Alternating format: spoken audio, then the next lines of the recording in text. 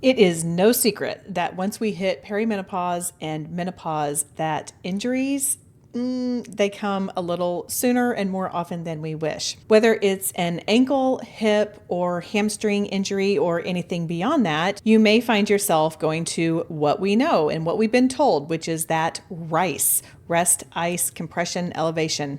Believe it or not, the standards have changed. Today, I'm going to share with you the new guidance for soft tissue injury so you can heal faster. Stick around. One of the things I love doing is sprinting. I know that makes me so weird. I mean, at a minimum, right? But I do love that feeling. As I've gotten older, I am not able to do it as much. Several years ago, the whole family went to some multi-purpose fields in my neighborhood. We are so very fortunate, and we have turf-covered multi-purpose fields in my neighborhood that anyone can go use. My family and I went out there, and we were all doing kind of our own thing. My younger son, who ran track at the time, was doing longer distances because he was more of a 800 meter and 1600 meter guy. My older son, who played basketball, would do short intervals, and I don't remember what my husband was doing, I'm sorry, but I was doing some 50-yard intervals. This is a bit shorter than what I typically do, and in general, the shorter the distance, the faster you want to run. This is why when you're watching the Olympics or really any track event, you can't take a 100-meter time and multiply that times 4 to receive your estimated 400 time. The longer you go, the slower you're going to go. Not necessarily like really slow, but it does slow down. So I'm out there on the 50-yard line, and I think I was doing like running for 50 yards and then resting only maybe 20 or 30 seconds. Not recommended. Do not do this. And I'm doing a lot of sets. I'm just kind of going and going and going. And all of a sudden, I hear and feel this pop in my left leg. It was up in my upper hamstring, lower glute. My son, who was running not next to me, but somewhere close to me, said, "Oh my gosh, Mom, I heard that. Are you okay?" So I can barely walk. I'm holding that like right under my rear, just limping to the car. We were all kind of done by then anyway. And I go home, I pull out the ice pack, I sit on the ice for about 20 minutes. I stick it back in the freezer for about 20 minutes. I pull it back out, I sit on it for 20 minutes, and I don't do anything for a while. That is what is traditionally called RICE, or at least it was several elements of that. You have probably heard of RICE as it relates to injury. So that's rest, ice, compression, and elevation. That's the acronym RICE, rest, ice, compression, and elevation. And this was kind of like the gold standard in treating acute injuries and treating soft tissue injuries. This used to be what we did. If you rolled your ankle and it started to swell up, what did you do? You went home, you got on the couch, you maybe took out your ace bandage, you wrapped it around your ankle, you put it up, you put some ice on it, and you didn't move. And like you had people bringing things to you because that was the recommended course of action: rest, ice, compression, and elevation. Current research is actually now showing that that may slow healing, believe it or not, and it's not the universally recommended approach anymore. Now, the protocol is, and of course it's an acronym because who doesn't love an acronym, Peace and Love, which focuses on early, protected, and gentle movement, on vascularization, which is basically like getting that blood flowing and getting your blood vessels dilating more so it can take the blood to the affected areas, and also just education rather than extended rest and frequent icing. In this episode, we're going to cover why RICE is now considered outdated, what the research is showing, the modern protocol, and I will tell you what Peace and Love stands for. And of course, because I tried to give a wide variety of things, some pushback on Peace and Love in favor of RICE and arguments supporting the continued use of RICE, when Peace and Love is most appropriate and when not to use it. And of course, because everything on this show is done with a lens of women in perimenopause and menopause, we're going to talk about special considerations if you are in that age group. If you happened to just land here and you are not a woman in perimenopause or menopause, then welcome. Most of what we're talking about will apply to you as well, but just be aware that this is a channel where we are not afraid to talk about perimenopause and menopause. So let's go back up to the top. Why is rice now considered outdated? Well, basically, studies have shown that rest and ice, that RI part, can hinder recovery by reducing your blood flow, which blood is what brings the nutrients, and we'll talk about that here at the end. And then it also suppresses that normal inflammatory response that the body uses for healing. A swollen ankle is no fun, but there is a reason that our body swells up, because that's like, hey, alert, alert, this is where we need you to go. And so that is the area, that inflamed area is your body like sending things to the area to heal it. Also, prolonged rest, that R, can decrease your muscle strength and your range of motion. And icing may delay healing by constricting your blood vessels and limiting the delivery of the nutrients to your injured tissues. Your tissues have to heal using nutrients. One thing I love about research is it allows us to evolve and to learn more, even with things that we used to think were true. Maybe we need to think about things a little bit differently. There are some more recent high quality randomized trials to show insufficient evidence for significant benefit from rice, especially the ice and the strict rest.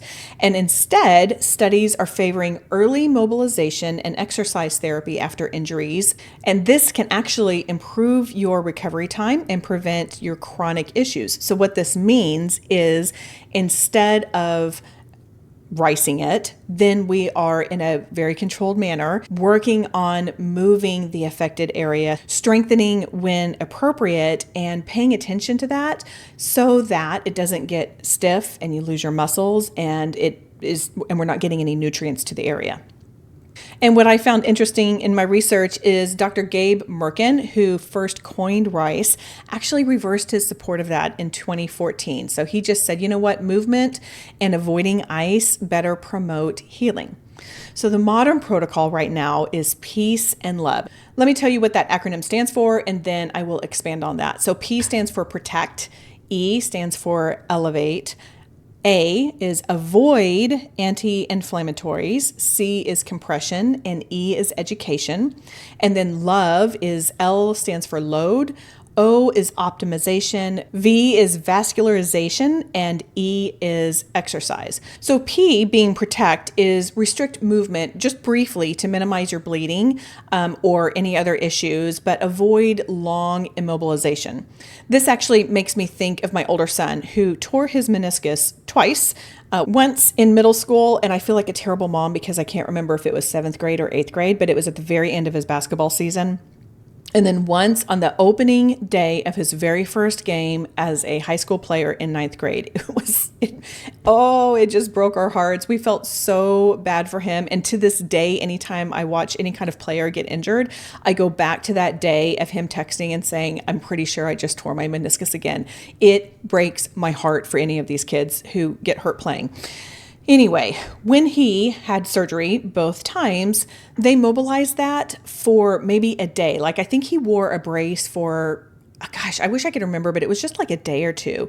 And then they had him walking within a few days because they wanted his legs, they wanted his knee to be moving, to be carrying the nutrients to the joint and to the knee so it could heal. So it was protected for a short amount of time. And then that actually moved more into the love, which I'll get into in a second. But that's protection. E for elevate. Again, this is going to be more in the short-term window, and it is still recommended for swelling, but it's not as central. Like, you don't need to be doing this 4 days after an injury. Maybe do it on the first day, maybe on the second day. So elevate it to kind of help with the swelling, but this is not something that you're doing long-term. With our A, that's avoiding anti-inflammatories and ice, which, depending on how you feel about NSAIDs, which is Advil, Aleve, that kind of thing, that may be a non-issue for you. I have one friend and she does not want to take any medication. She'd be like, yeah, I'm not going to take any. But for others, that, like, if we're hurt, we pop an NSAID, we pop an Aleve or an Advil.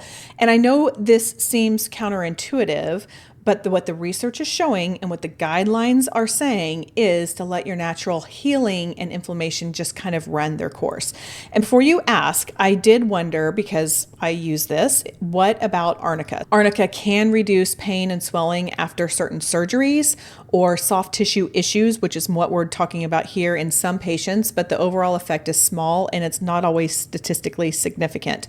I think sometimes, and we'll talk about this here in a second, in our head, we're like, this is going to help. And you know what? If you think it's going to help in your head, then that is not to be discounted. There was another large meta-analysis that found that arnica only had a small effect size compared to the placebo for bruising, swelling, and pain after surgery, with benefits comparable to anti-inflammatories, but missing statistical significance. So for whatever it's worth, if you're like, what about arnica? Then that is what I did find about arnica. But anyway, moving on, that is your PEA, protect, elevate, avoid anti-inflammatories.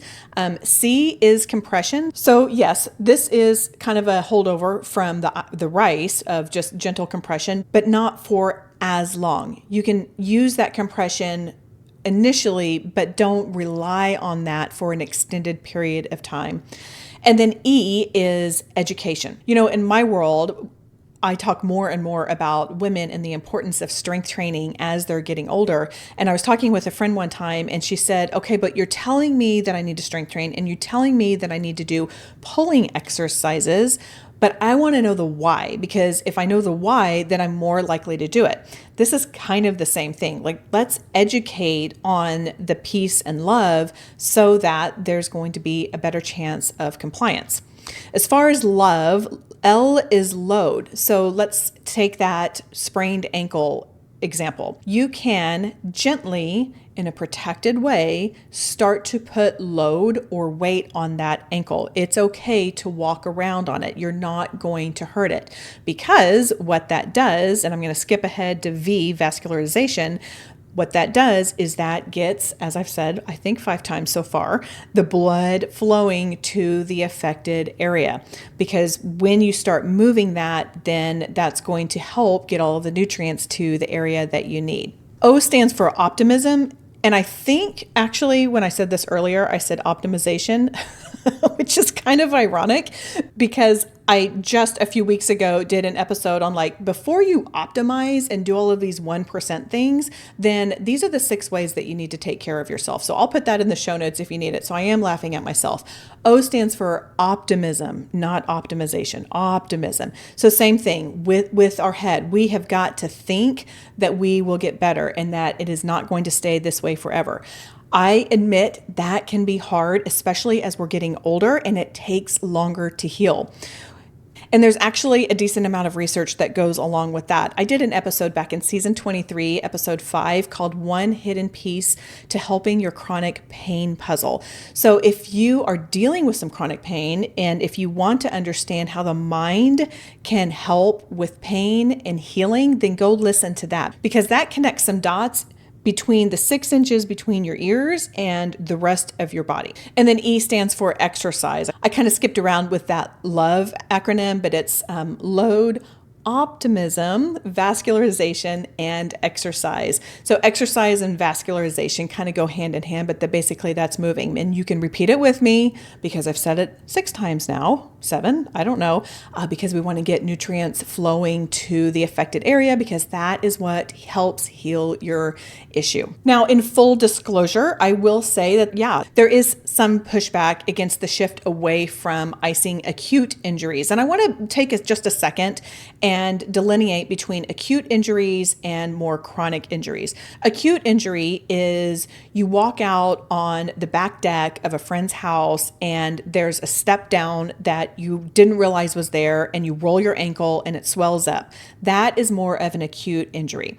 And I use that example because I remember one of my mom's friends doing this. I mean, I was probably in elementary school. She was probably younger than I am now, but I just remember her going, I just stepped off and it just just, it rolled. And of course she was in a boot because that's what we were doing then, was we were mobilizing things and not letting our joints move. But that would be more of an acute thing. Like, I know exactly when this happened. Something more chronic is that niggling pain that you may have when you are exercising and something kind of flaring up and you're like, it's fine. And it starts as that like little tap, tap, tap on the shoulder. And then it kind of gets into more of a, like a full 5 finger, like, hey, tapping on you. And then it comes to slap. And then all of a sudden you're like, oh my gosh, I can't tell you how many times I have had that type of issue. I have had the popping for sure a couple times, but my story is more about like something small and I ignore it and it just grows. I am learning from my mistakes, not learned, because it's definitely a process. But just to take that time out of like acute versus chronic, icing can be beneficial for acute injuries. And particularly it can numb the injury, which you may need for pain control. It can control excessive swelling. It will probably still swell some, and that's normal. And now that we're learning, okay, that's all right. Especially after these significant trauma or joint injuries or something like that.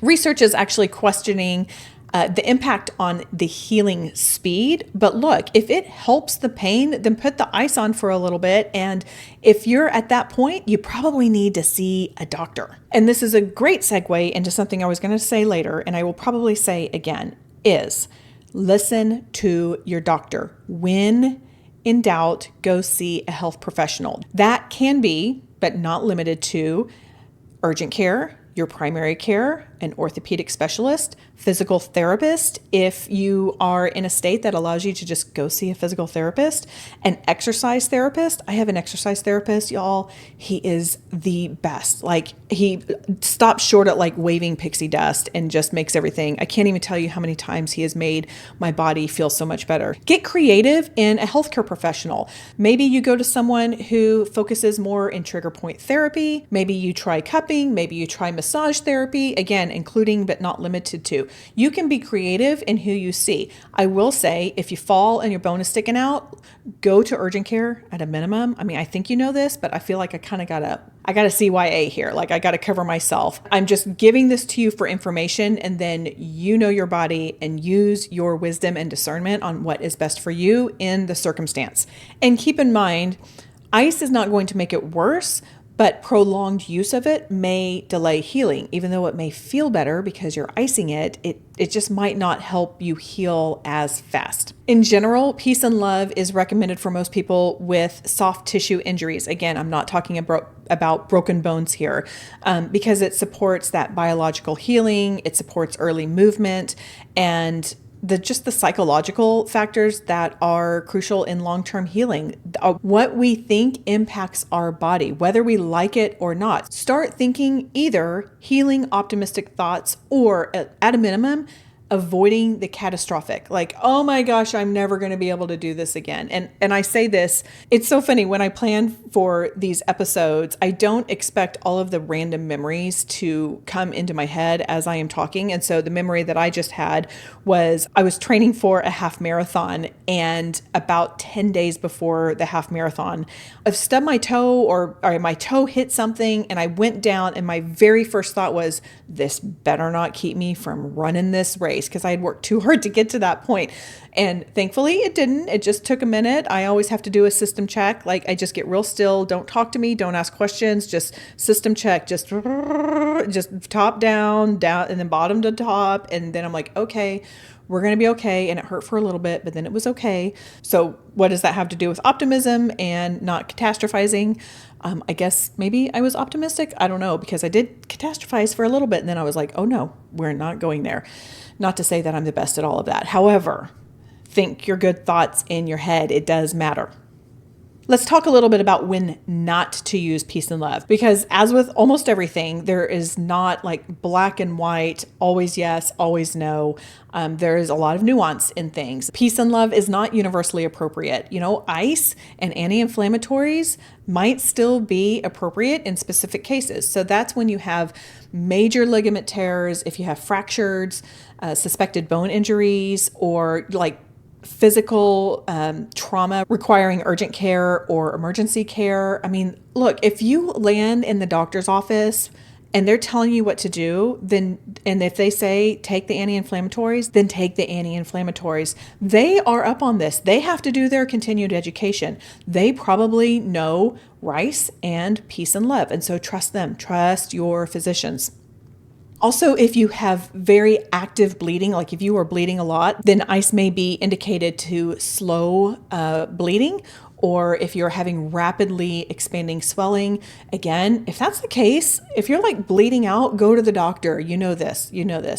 And then if you have post-surgical care, then do what your surgeon recommends. If they want you taking anti-inflammatories, take it. If they want you icing the area, take it. If they want you resting, then rest. Trust them. They have all of the pieces of information about what's going on with that injury. And so trust them. I will say, if you are in perimenopause or menopause, then I do want you to be aware of a few considerations. Number one is our bone health can degrade with age. If you have osteopenia or osteoporosis, then you are at increased risk for bone density loss, fractures, slower healing. And so, of course, see a doctor about that. If you suspect a hip break, please get that checked out. Number two is if you have chronic conditions that will impact your healing, then it's absolutely time to get your medical professional on board so they can, again, have the whole picture and guide you. So let's go back to the example I used of my mom's friend who, like, I don't know, she's just stepped off the back porch or something like that, rolled her ankle. What should happen now with that? Well, first, let's get that protected. Okay, we don't want to be vulnerable. Like, let's not be walking around in high heels or anything that's going to make it more vulnerable if it's already in a sensitive state. We want to gently move it. So put your Hokas on, put your Brooks on, put some comfortable supportive shoes on, and walk gently on it. If you cannot put any weight on it, then it may be worse than you think it is, and it's worth getting checked out. But if it's just tender and it kind of hurts, then gently walk on it. I am not saying go walk 5 miles on it, but I am saying you can go down to the end of the street and back and get your blood flowing because, again, nutrients to the affected area. You want to avoid those anti-inflammatories. You can do some compression initially, but not for too long. And then, of course, watch your thoughts. Let's make sure that we're thinking good thoughts about that. Now, I can't finish out this episode by not addressing nutrition. How many times have I said you've got to get the nutrients flowing to the affected area? Well, that's going to happen with 3 things. Number one, you got to have enough water. So increase your water so your blood is flowing. Some people are fine with drinking plenty of water. I feel like there are 2 camps of people. One who get plenty of water, they drink a lot, and then the other who just never have water. There are people in my world who are like this, and it does not compute. I do not understand because I'm going through a 42-ounce Stanley twice a day. That's just, I just can't get enough. I can't do an interview without drinking lots of water. I don't. If you're one of these people, I love you, and I don't get you, but that's okay because I still love you. But if you do not naturally drink a lot of water and you get injured, please try to increase your water. The second element to nutrition is protein. Protein helps rebuild your muscles and it helps heal injuries. I am not saying you need to have 200 grams of protein in a day. I am saying the research suggests that increasing your protein will help the healing process. And at a minimum, make sure that you are getting enough. If you're like, I don't know about protein, there's been so much that I did a 4-part series on protein. That was back in season 22, episodes 1 through 4. And I'm going to give you the cheat one to go listen to. Go listen to episode 3, which gets more into the weeds and will give you the soundbite on how much protein you should be having on a normal basis, and then increase that a little bit. Or if you perpetually don't get enough, then at least get the minimum recommended amount. And I cover all of that in that episode. And finally, nutrients. So look, there are a ton of different nutrients out there. There are macronutrients, of which protein is one of them, in addition to carbs and fat. And then there are micronutrients. And those are your B vitamins, your magnesium, your potassium, your sodium, your calcium, like all of those other things that will work together to help heal your issue. which means while I do not think there are good and bad foods, I do think that if you are healing from an injury, if you are healing from surgery, in the interest of healing as well as possible, try to eat lots of colorful plants. We don't need to get legalistic about this. We don't need to get obsessive about it, but can you add in more plants? And yes, plants are vegetables, but they're also fruits, seeds, nuts, legumes, grains. I mean, anything, like if it came from something with a root, then that is going to be helpful to you. And if you are looking for some clarity and more simple nutrition guidance, I did an episode in season 23, episode 11, called Nutrition Essentials for Perimenopause and Beyond. I tried to really break it down simply because, again, the wellness industry is crazy out there and there's so much out there. So if you're like, I just need it, I need not so much noise, and I don't want to get all of my information from Instagram, then I would highly recommend that you go listen to that. And I feel like it shares more succinctly.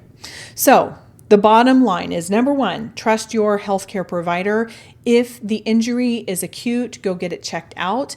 If it's something that has been bothering you for a while, or if it's just kind of a rolled ankle and you're like, I don't know that this is really going to do much, then try peace and love rather than rice. You can eat the rice. That's fine. That's a grain. But peace and love approach. Protect, elevate, avoid anti-inflammatories, compression, education, and load, optimism, vascularization, and exercise.